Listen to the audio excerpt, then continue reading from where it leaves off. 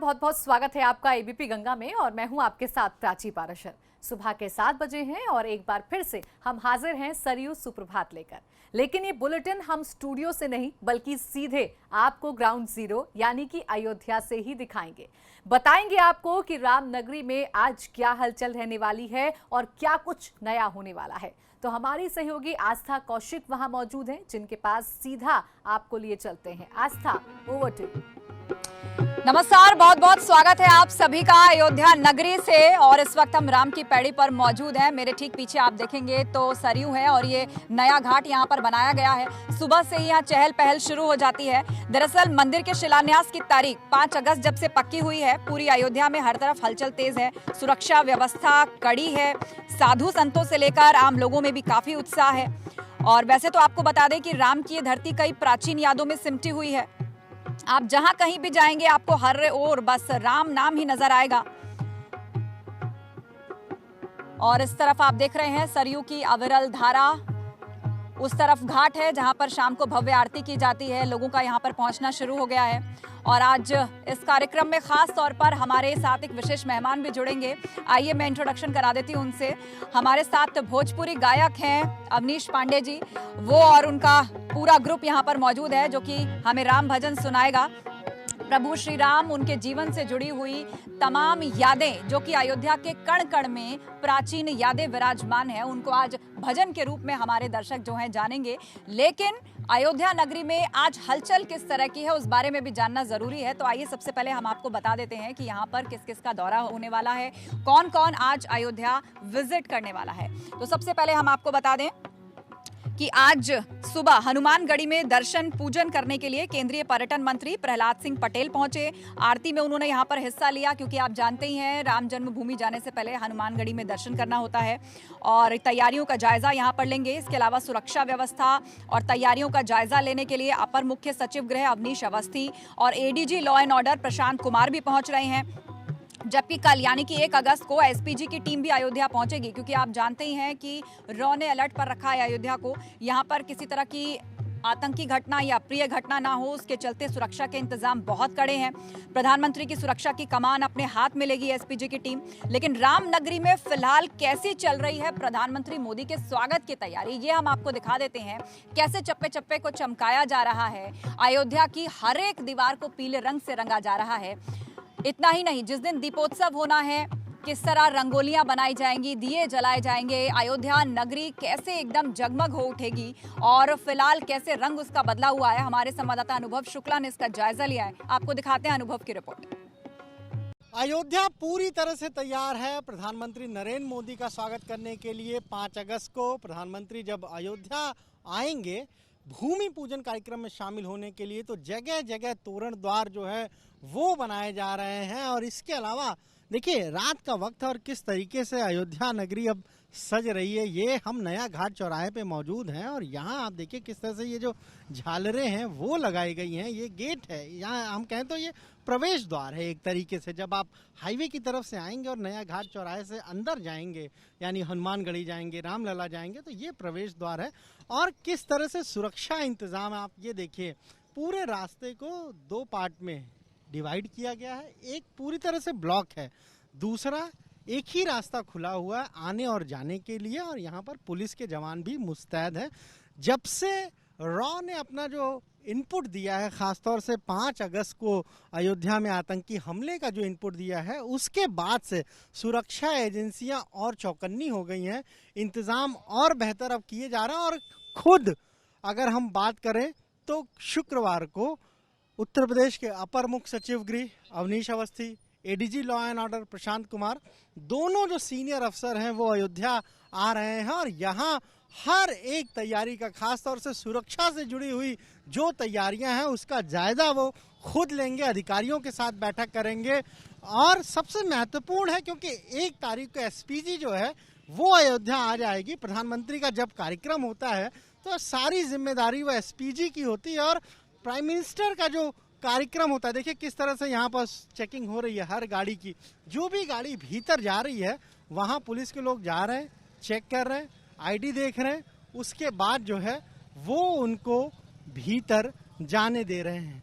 तो एसपीजी की जो टीम है वो 1 तारीख को यहाँ पहुँच जाएगी।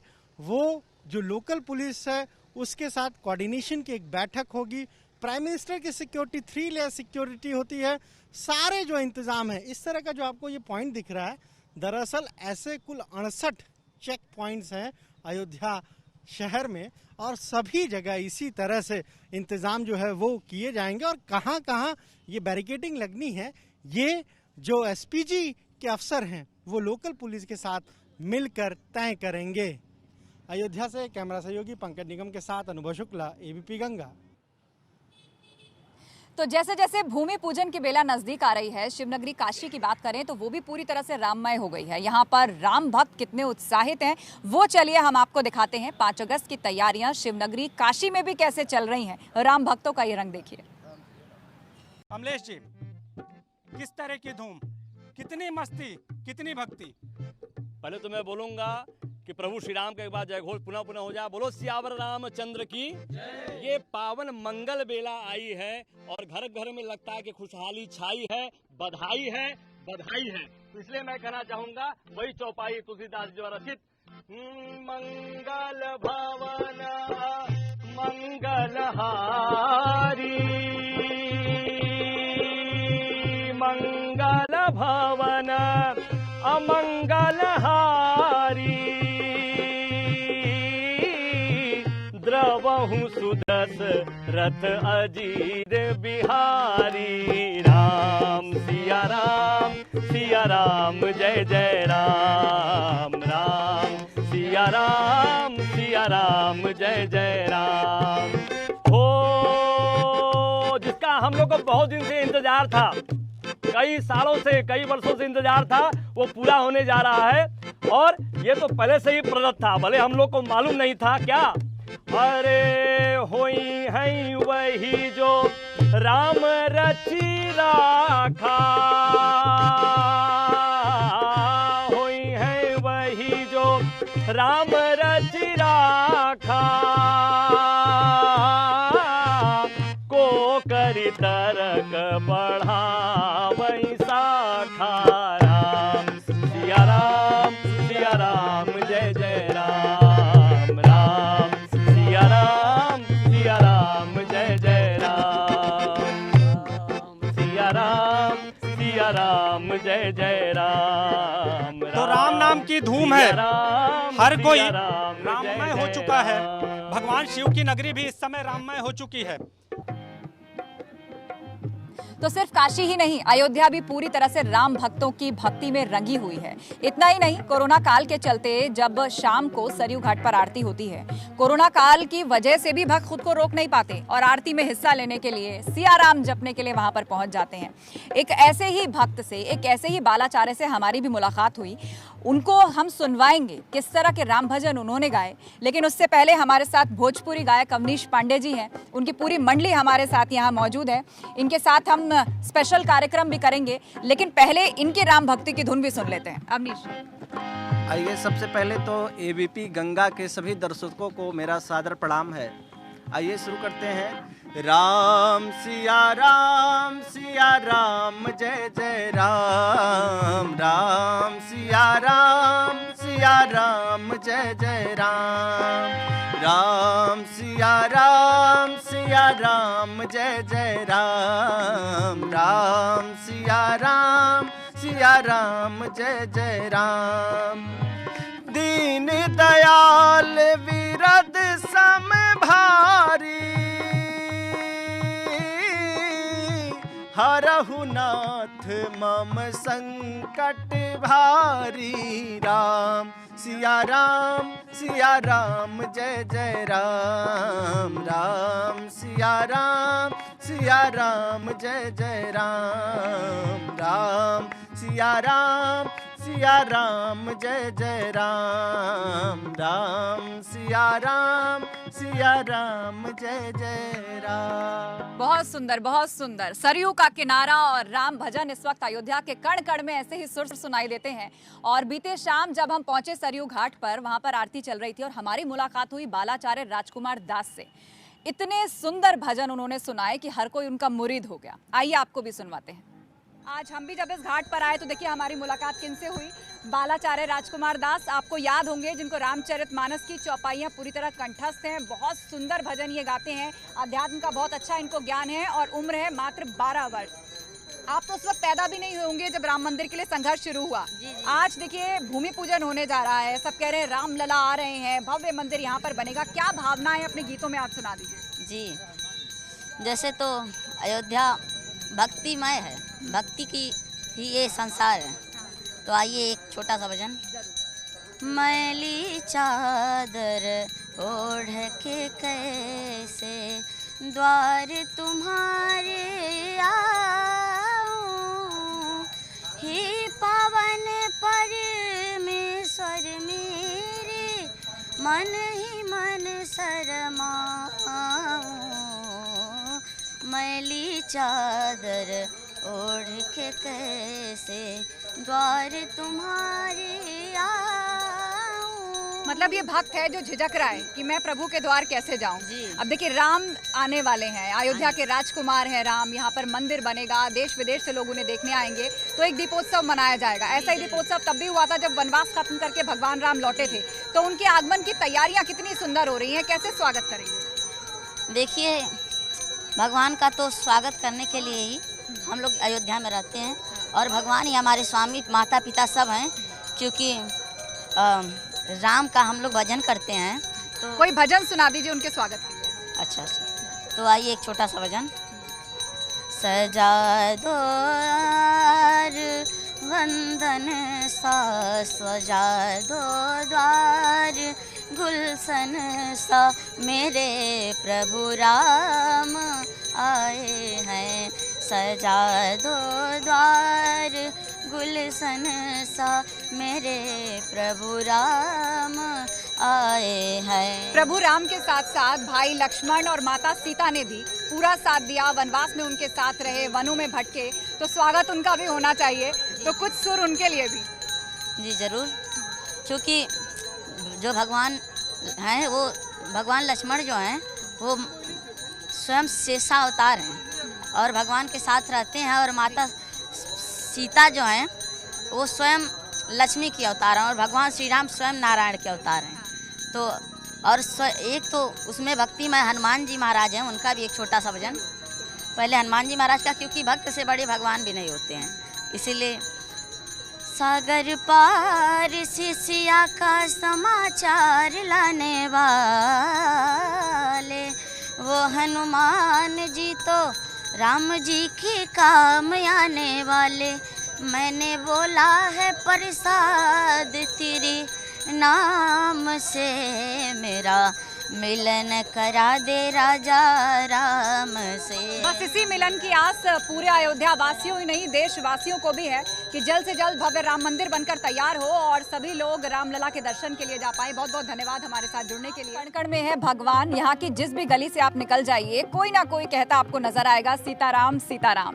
तो अयोध्या से हर एक रंग हम लगातार आपको पहुंचाते रहेंगे, आप हमारे साथ जुड़े रहिए। और आज सुबह ठीक 11 बजे भी अयोध्या से जुड़ी हुई हर एक खबर, यहाँ का हर एक उत्साह, हर एक कलर आप तक पहुंचाएंगे। कहीं मत जाएगा, बने रहिए एबीपी गंगा के पास। लेकिन देश और दुनिया की बाकी खबरों के लिए आपको सीधे स्टूडियो लिए चलते हैं प्राची के पास। शुक्रिया आस्था। तो अयोध्या के तमाम रंग देखने के बाद उत्तर प्रदेश की बाकी खबरों का हम रुख कर लेते हैं और बड़ी खबर प्रयागराज से है, जहां 69,000 सहायक अध्यापक भर्ती मामले में एसटी कोटे की खाली सीटों को एससी कोटे से भरने की मांग में याचिका दाखिल की गई है। हाईकोर्ट ने राज्य सरकार और सचिव बेसिक शिक्षा परिषद से जवाब मांगा।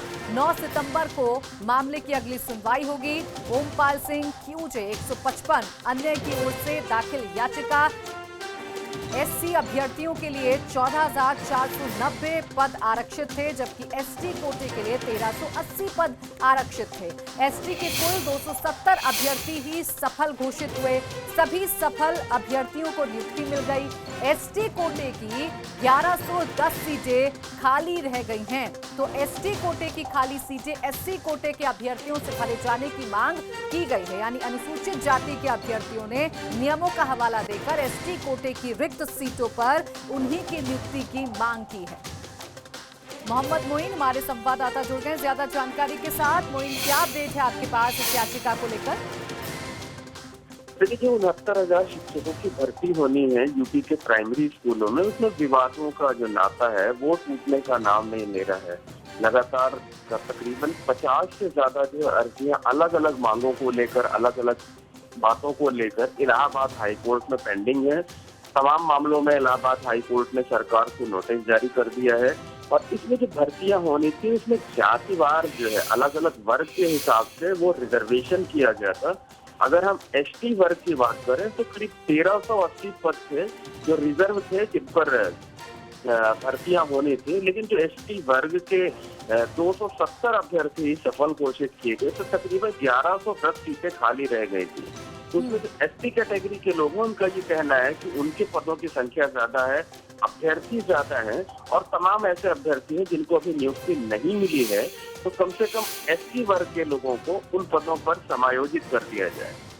इस पर इलाहाबाद हाईकोर्ट ने सीधे तौर पर कोई फैसला करने के बजाय उत्तर प्रदेश सरकार को और बेसिक शिक्षा परिषद के सचिव को नोटिस जारी किया है, उनसे जवाब तलब किया है और 9 सितंबर की डेट फिक्स की है। 9 सितंबर को इस मामले में आगे की सुनवाई होगी और काफी कुछ डिपेंड करेगा कि बेसिक शिक्षा परिषद का क्या जवाब आता है, उत्तर बिल्कुल प्रदेश इंतजार सरकार करना का होगा क्या जवाब जवाब का। आता है। शुक्रिया आपका मोइन, तमाम जानकारी के लिए।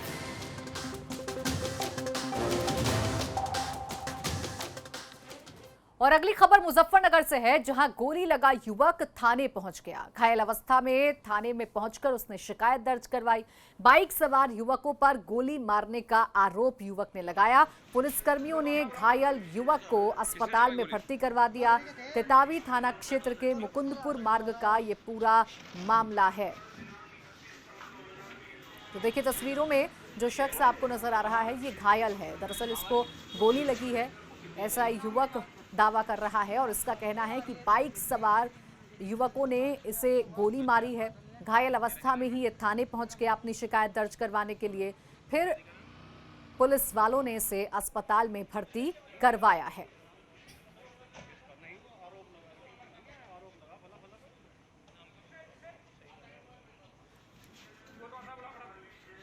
किसने चलाई गोली?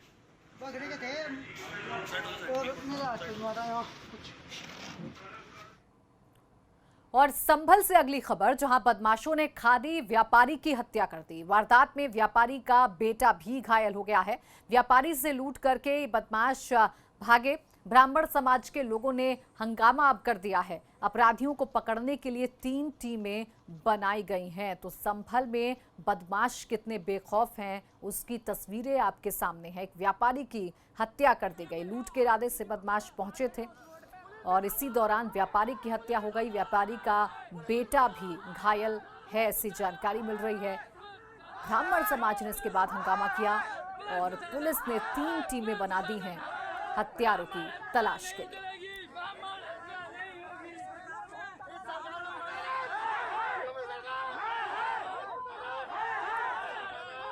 तो 2 तस्वीरें आपके सामने हैं। पहली तस्वीर जो ये बता रही है कि संभल में बदमाशों को खाकी का खौफ नहीं है और दूसरी तस्वीर रोष है लोगों में।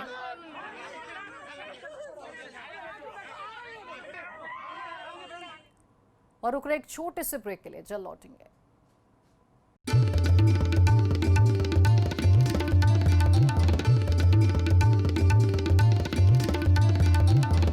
आप देख रहे हैं एबीपी गंगा, खबर आपकी, जुबान आपकी। ब्रेक के बाद स्वागत है आपका। बड़ी खबर ग्रेटर नोएडा से नाबालिग के साथ दुष्कर्म की वारदात सामने आई है। गांव के युवक पर दुष्कर्म का आरोप लगा है। जबरन खेत में ले जाकर दुष्कर्म करने का आरोप है। पुलिस ने नाबालिग बच्ची को मेडिकल के लिए भेज दिया है। मुकदमा दर्ज कर आरोपी को गिरफ्तार कर लिया गया है। जेवर थाना क्षेत्र के गांव की ये घटना बताई जा रही है। तो बड़ी खबर ग्रेटर नोएडा से, जहां एक नाबालिग के साथ दुष्कर्म की घिनौनी वारदात को अंजाम दिया गया है। फिलहाल नाबालिग बच्ची को मेडिकल के लिए पुलिस ने भेज दिया है। जेवर थाना क्षेत्र के एक गांव की ये पूरी घटना है, जहां आरोपी ने खेत में ले जाकर नाबालिग के साथ दुष्कर्म किया है, ऐसी जानकारी मिल रही है। गांव के ही युवक पर दुष्कर्म का आरोप लगा है। हालांकि पुलिस ने आरोपी युवक को गिरफ्तार कर लिया है और बच्ची को मेडिकल के लिए भेज दिया है। तो ये बड़ी खबर ग्रेटर नोएडा से, जेवर थाना क्षेत्र का एक गाँव है जहाँ पर इस घिनौनी वारदात को अंजाम दिया गया।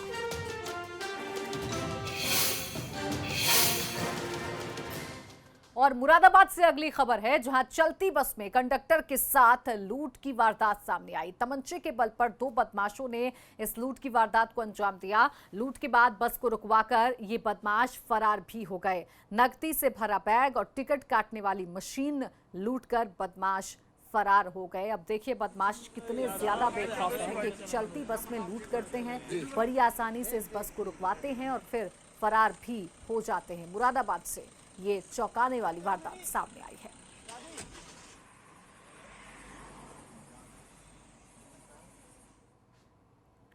और अगली बड़ी खबर आपको लखनऊ से बता दें, जहां प्रदेश के 30,000 स्कूलों में किचन गार्डन बनेंगे। हर जनपद के 400 सरकारी स्कूलों में किचन गार्डन बनाए जाएंगे। मिड डे मील के लिए किचन गार्डन में ही सब्जियां उगाई जाएंगी।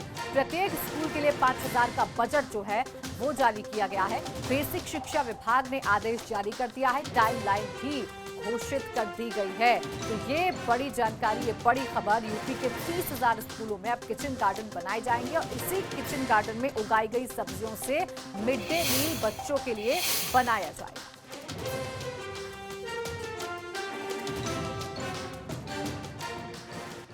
और इसी के साथ इस बुलेटिन में फिलहाल इतना ही। आप देखते रहिए एबीपी गंगा, खबर आपकी, जुबान आपकी।